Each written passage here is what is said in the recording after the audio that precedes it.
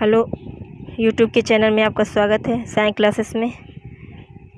आज के इतिहास के प्रश्न महत्वपूर्ण प्रश्न हैं जो एग्ज़ाम में पूछे जाते हैं।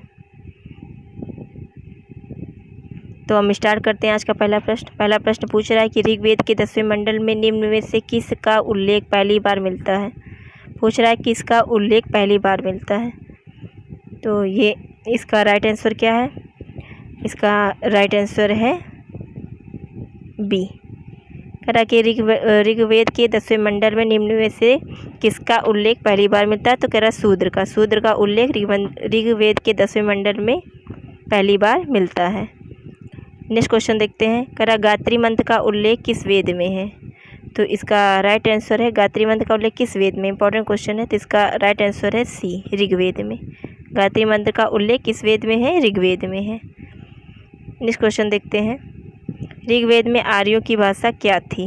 पूछ रहा है ऋग्वेद में आर्यों की भाषा क्या थी।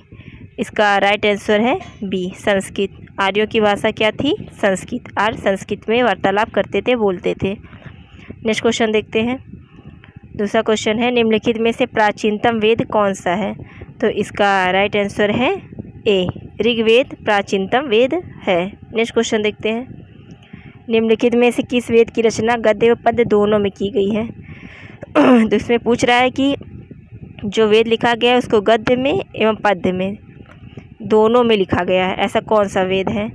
तो इसका सही उत्तर है सी, यजुर्वेद की रचना गद्य एवं पद्य दोनों में की गई है। नेक्स्ट क्वेश्चन देखते हैं। ऋग्वेद काल में विनिमय के माध्यम से किसका प्रयोग किया जाता था।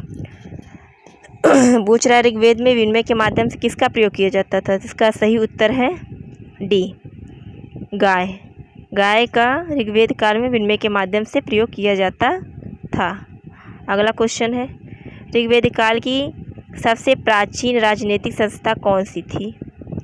पूछ रहा है ऋग्वेद काल की सबसे प्राचीन राजनीतिक संस्था कौन सी थी। इसका सही उत्तर है ए, सभा। सबसे प्राचीन राजनीतिक संस्था थी सभा। नेक्स्ट क्वेश्चन देखते हैं। नेक्स्ट क्वेश्चन है निम्नलिखित में से कौन सुमेलित नहीं है। इसमें पूछ रहा है कि कौन सा ऐसा वर्ड है जो सुमेलित नहीं है। नहीं को हाईलाइट कर लीजिए। कह रहा है विस्तारता, झेलम, विपाशा व्यास, पाशुणी रावी और कुंभा सुरुवस्तु। तो इसका सही उत्तर है, इसका सही उत्तर क्या है। इसका सही उत्तर है डी। जो ये कुंभा सुवस्तु है ये मैच नहीं है, मिला नहीं है। बाकी पाशुणी रावी से मिली है, विपाशा व्यास से है और विस्तारता झेलम से है। अगला उत्तर देखते हैं। अगला प्रश्न है उत्तर वैदिक काल का सर्वाधिक महत्वपूर्ण देवता था। उत्तर वैदिक काल का सर्वाधिक महत्वपूर्ण देवता कौन था। इसका सही उत्तर है डी, सही उत्तर है सी, प्रजापति। प्रजापति उत्तर वैदिक काल का सर्वाधिक महत्वपूर्ण देवता था। अगला प्रश्न देखते हैं। करा उत्तर वैदिक कालीन लोगों ने किस धातु की खोज की। पूछ रहा है उत्तर वैदिक काल में लोगों ने कौन सी धातु की खोज की। तो इसका सही उत्तर क्या है। इसका सही उत्तर है ए, लोहा। उत्तर वैदिक कालीन लोगों ने लोहे धातु की खोज की थी। अगला प्रश्न देखते हैं। करा भारत का राष्ट्रीय आदर्श वाक्य सत्यमेव जयते कहाँ से लिया गया है। पूछ रहा सत्यमेव जयते जो है ये कहाँ से लिया गया। भारत का आदर्श राष्ट्रीय वाक्य है। इंपॉर्टेंट क्वेश्चन है, सत्यमेव जयते कहाँ से लिया गया है। तो इसका राइट आंसर है, आप इसमें बहुत ध्यान से पढ़िएगा, मुंडकोपनिषद। मुंडकोपनिषद से सत्यमेव जयते लिया गया है। अगला प्रश्न देखते हैं। अगला प्रश्न है किस वेद में संगीत विद्या का वर्णन है। पूछ रहा है किस वेद में संगीत विद्या का वर्णन है, अर्थात किस वेद में संगीत विद्या को बताया गया है, किस वेद में। तो इसका राइट आंसर क्या है। इसका राइट आंसर है बी, सामवेद में। सामवेद में संगीत, कला आदि का वर्णन किया गया है। अगला क्वेश्चन देखते हैं। वेदांगों की संख्या कितनी है। तो वेदांगों की संख्या कितनी है। वेदांग षड है, मतलब अर्थात 6 हैं। वेदांग की संख्या कितनी है, 6। ये अगला प्रश्न देखते हैं। अगला प्रश्न कह रहा है कि भारतीय पुराणों की संख्या कितनी है। इंपॉर्टेंट क्वेश्चन है कि भारतीय पुराणों की संख्या कितनी है। तो इसका राइट आंसर है ए, 18। भारतीय पुराणों की संख्या कितनी है? 18। अगला प्रश्न कह रहा है निम्नलिखित में से किसे धर्मशास्त्र भी कहा जाता है? ऐसा कौन सा शास्त्र है जिसे धर्मशास्त्र की उपमा दी गई है? किसे धर्मशास्त्र कहा जाता है? तो इसका सही उत्तर क्या है? इसका सही उत्तर है धर्मशास्त्र किसे कहा गया है? तो इसका सही उत्तर है डी, स्मृति को धर्मशास्त्र की उपमा दी गई है। अगला प्रश्न कह रहा है कि ब्रह्म विद्या का संबंध किस वैदिक साहित्य से है? ब्रह्म विद्या किस वैदिक साहित्य से है? इसका सही उत्तर है बी, उपनिषद। उपनिषद से ब्रह्म विद्या का संबंध माना जाता है और ये वैदिक साहित्य का अभिन्न अंग है। अगला प्रश्न देखते हैं। अगला प्रश्न पूछ रहा है न्याय दर्शन प्रवर्तक, न्याय दर्शन के जो प्रवर्तक हैं उस किसे माना गया है? पूछ रहा है न्याय दर्शन के प्रवर्तक किसे माना गया? Very important. तो न्याय दर्शन के प्रवर्तक हैं महर्षि गौतम। महर्षि गौतम जो थे ये न्याय शास्त्र के प्रवर्तक माने जाते हैं और ये कपिल जो हैं और जैमिनी ये पतंजलि योग के और माने जाते हैं। नेक्स्ट क्वेश्चन देखते हैं। नेक्स्ट क्वेश्चन पूछ रहा है योग दर्शन के प्रवर्तक किसे माना जाता है? अभी ऊपर ही हम इसकी चर्चा कर रहे थे कि योग दर्शन का प्रवर्तक किसे माना जाता है। तो इसका सही उत्तर है सी, पतंजलि जो है ये योग दर्शन के प्रवर्तक माने जाते हैं। अगला प्रश्न है जैन धर्म का वास्तविक संस्थापक किसे माना जाता है? यहाँ पे इम्पोर्टेंट क्वेश्चन है वेरी। कह रहा है जैन धर्म का वास्तविक संस्थापक पूछ रहा है तो किसे माना जाता है? तो इसका सही उत्तर है सी, महावीर स्वामी जो थे ये जैन धर्म के वास्तविक संस्थापक थे और 24वें तीर्थंकर भी थे। ये जैन धर्म के 24वें तीर्थंकर भी माने जाते हैं और वास्तविक संस्थापक भी हैं। अगला देखते हैं जैन धर्म के 24वें तथा अंतिम तीर्थंकर कौन थे? अभी ये ऊपर ही प्रश्न बताया गया है तो आपको ये पता ही हो गया है कि जैन धर्म के 24वें तथा अंतिम तीर्थंकर महावीर स्वामी थे। नेक्स्ट क्वेश्चन देखते हैं। पारसनाथ द्वारा प्रतिपादित 4 महाव्रतों में महावीर स्वामी ने कौन सा 5वां व्रत जोड़ा है? पारसनाथ में जो 4 महाव्रत बोले सत्यहिंसा, आस्ते, ब्रह्मचर्य, इसमें महावीर स्वामी ने 5वां कौन सा जोड़ा है?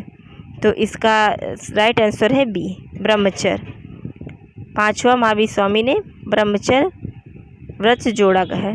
नेक्स्ट क्वेश्चन देखते हैं। जैन धर्म में त्रिरत्न में निम्नलिखित में से किसे सम्मिलित किया जाता है?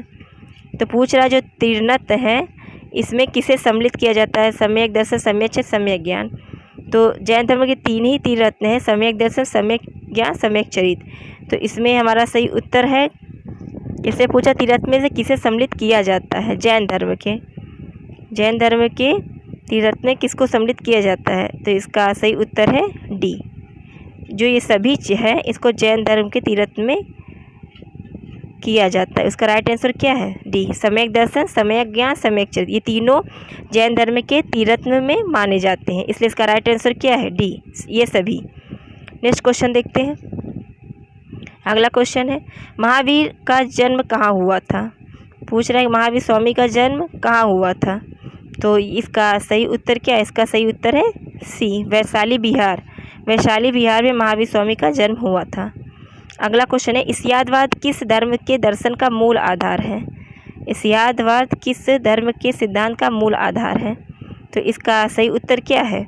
इसका सही उत्तर है ए, जैन धर्म। इस्यादवाद जैन धर्म का मूल आधार है। नेक्स्ट क्वेश्चन देखते हैं। अगला क्वेश्चन है प्रथम जैन संगति कहाँ आयोजित की गई थी? पूछ रहा है जो 4 संगतियाँ हुई थी जैन धर्म में उसमें पहली संगति पूछ रहा है। पहली संगति कहाँ पे आयोजित की थी अर्थात कहाँ पे किया गया था? तो इसका राइट आंसर क्या है? पाटलिपुत्र। पाटलिपुत्र में पहली जैन संगति का आयोजन किया गया था। नेक्स्ट क्वेश्चन देखते हैं। नेक्स्ट क्वेश्चन कहता है महावीर ने किस भाषा में उपदेश दिया था? पहला प्रश्न है महावीर ने किस भाषा में उपदेश दिया था? तो इसका सही उत्तर क्या है? इसका सही उत्तर है ए, प्राकृति। प्राकृतिक भाषा में महावीर स्वामी ने उपदेश दिया था। अगला प्रश्न देखते हैं। अगला प्रश्न पूछ रहा है महात्मा बुद्ध का जन्म कहाँ हुआ था? पूछ रहा है महात्मा बुद्ध का जन्म कहाँ हुआ था? तो महात्मा बुद्ध का जन्म लुम्बिनी में हुआ था। नेक्स्ट क्वेश्चन देखते हैं। नेक्स्ट क्वेश्चन पूछ रहा है नेक्स्ट क्वेश्चन कह रहा है कि महात्मा बुद्ध के गृह त्याग को बौद्ध ग्रंथों में क्या कहा जाता है। वेरी इंपॉर्टेंट क्वेश्चन है कि महात्मा बुद्ध के गृह त्याग को बौद्ध धर्म में क्या कहा जाता है या क्या माना जाता है। तो इसका राइट आंसर क्या हो जाएगा। महात्मा बुद्ध के गृह त्याग को बौद्ध धर्म में क्या कहा जाता है। इसको कहा जाता है महाभिनिष्क्रमण कहा जाता है। गृह त्याग को क्या कहा जाता है, महाभिनिष्क्रमण। नेक्स्ट क्वेश्चन देखते हैं, महात्मा बुद्ध को ज्ञान की प्राप्ति कहाँ हुई थी। पूछ रहा है महात्मा बुद्ध को ज्ञान की प्राप्ति कहाँ हुई थी।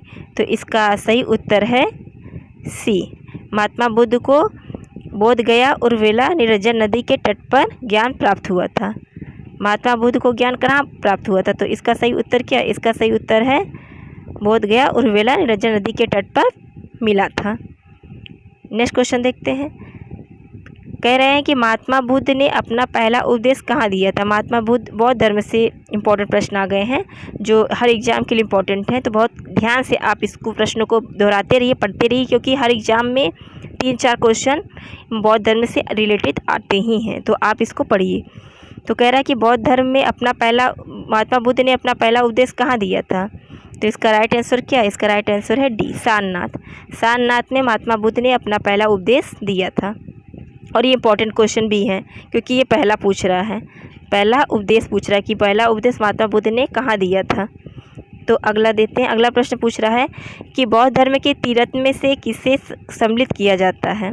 अब यहाँ पर भी त्रिरत्न पूछा है, जो बौद्ध धर्म तक जैन धर्म पूछ रहा था। अब आपको कौन सा धर्म पूछ रहा है, बौद्ध धर्म, हाईलाइट कर लीजिए, इंपॉर्टेंट क्वेश्चन है। कह रहा है कि बौद्ध धर्म में पूछ रहा है, बौद्ध धर्म में त्रिरत्न निम्नलिखित में से किसे सम्मिलित किया जाता है। तो त्रिरत्न बौद्ध धर्म में क्या है, बुद्ध धर्म संघ, तीनों त्रिरत्न है, बुद्ध है, धर्म है, संघ है। तो इसका राइट आंसर क्या हो जाएगा, इसका राइट आंसर हो जाएगा डी, इन सभी को बौद्ध धर्म में त्रिरत्न में शामिल किया गया है। तो इसका राइट आंसर क्या हो जाएगा डी, इन सभी को बौद्ध धर्म में शामिल किया गया है। अगला प्रश्न देखते हैं, अगला प्रश्न कह रहा है कि बौद्ध धर्म ने महात्मा बुद्ध ने अपने उपदेश किस भाषा में दिए हैं। क्या पूछ रहा है, महात्मा बुद्ध ने, वेरी इंपॉर्टेंट क्वेश्चन है, अपना उपदेश किस भाषा में दिया है। तो इसका राइट आंसर क्या है, इसका राइट आंसर है ए, पाली। महात्मा बुद्ध ने अपना पहला उपदेश पाली भाषा में दिया है। नेक्स्ट क्वेश्चन देखते हैं, महावीर को निर्वाण की प्राप्ति कहाँ हुई थी। देखिए, महात्मा बुद्ध और महावीर स्वामी दोनों अलग हैं। महात्मा बुद्ध बौद्ध धर्म से संस्थापक हैं और महावीर स्वामी जैन धर्म के। इसलिए इस प्रश्न को बड़े ध्यान से पूछिए, देखिए, और जो न समझ में आप उसको पूछ भी सकते हैं। तो इसमें कह रहा महात्मा बुद्ध ने अपना उपदेश किस भाषा में दिया था, पाली में है। और फिर नेक्स्ट क्वेश्चन है, महावीर को निर्वाण की प्राप्ति कहाँ हुई थी। तो महावीर को निर्वाण की प्राप्ति कहाँ हुई थी। तो इसका राइट आंसर क्या है, इसका राइट आंसर है ए, पावापुरी में। पावापुरी में महावीर स्वामी को निर्वाण की प्राप्ति हुई थी। नेक्स्ट क्वेश्चन देखते हैं, नेक्स्ट क्वेश्चन क्या है। नेक्स्ट क्वेश्चन पूछा, मौर्यकालीन समाज एवं संस्कृति के संबंध में महत्वपूर्ण जानकारी मिलती है। क्या जो मौर्यकालीन समाज है, इस समाज की संस्कृति के संबंध में हमें कहाँ से जानकारी मिलती है। तो इसका राइट आंसर है ए, इंडिका में बौद्ध धर्म, मौर्यकालीन समाज एवं संस्कृति के महत्वपूर्ण जानकारी हमें मिलती है। नेक्स्ट क्वेश्चन देखते हैं, नेक्स्ट क्वेश्चन क्या पूछ रहा है। नेक्स्ट क्वेश्चन पूछा प्रथम बौद्ध संगति का आयोजन कहाँ हुआ था। नेक्स्ट क्वेश्चन क्या पूछ रहा है, प्रथम बौद्ध संगति का आयोजन कहाँ हुआ था। तो देखिए, अभी तक हमको कौन सी संगति का आयोजन पूछा था, चतुर्थी। अब कौन संगति पूछ रहा है, अब पूछ रहा है प्रथम। तो हमें प्रथम पर क्वेश्चन का करना है। तो कह रहा है प्रथम बौद्ध संगति का आयोजन कहाँ हुआ था। तो प्रथम बौद्ध संगति का आयोजन राजगृह में हुआ था। कहाँ पे हुआ था, राजगृह में। अगला क्वेश्चन देखते हैं, कह रहा चतुर्थी बौद्ध संगति 4 हुई थी। तो प्रथम, द्वितीय, तृतीय, चतुर्थ, ऐसे लाइन से ही क्वेश्चन पूछते हैं। बौद्ध संगति से एक ना क्वेश्चन पूछा ही जाता है, तो आप इसको बड़ी ध्यान से पढ़िए। चतुर्थी बौद्ध संगति कुंडावन में किसके शासनकाल में आयोजित की गई थी। तो चतुर्थ बौद्ध संगति कुंडावन में किसके शासनकाल में आयोजित की गई थी। तो इसका राइट आंसर क्या है, कनिष्क के शासनकाल में चतुर्थ बौद्ध संगति कुंडावन में आयोजित की गई थी। नेक्स्ट क्वेश्चन देखते हैं, गौतम बुद्ध ने सांसारिक दुखों के बारे में कितने आर्य सत्य बताए हैं। पूछ रहा है कि जो गौतम बुद्ध हैं उन्होंने संसारी दुखों के बारे में कितने आर्य सत्य बताए हैं। इसका राइट आंसर है बी 4। गौतम बुद्ध ने संसारी सुखों में 4 आर्य सत्य बताए हैं। नेक्स्ट क्वेश्चन देखो। नेक्स्ट क्वेश्चन क्या कह रहा है गौतम बुद्ध की जीवनी संबंधी कहानियों का वर्णन किसमें है। जो जीवनी संबंधी इनकी कहानियाँ हैं वो किसमें बताई गई हैं। तो इसका राइट आंसर क्या है। इसका राइट आंसर है ए। गौतम बुद्ध की जो जीवनी संबंधी कहानियाँ हैं वो किसमें बताई गई हैं। तो इसका राइट आंसर क्या है। इसका राइट आंसर है ए। जो जातक कथा हैं उसमें गौतम बुद्ध की जीवनी संबंधी कथाएं बताई गई हैं। गौतम बुद्ध की जीवनी संबंधी कहानियाँ वर्णन जातक कथा में बताई गई हैं।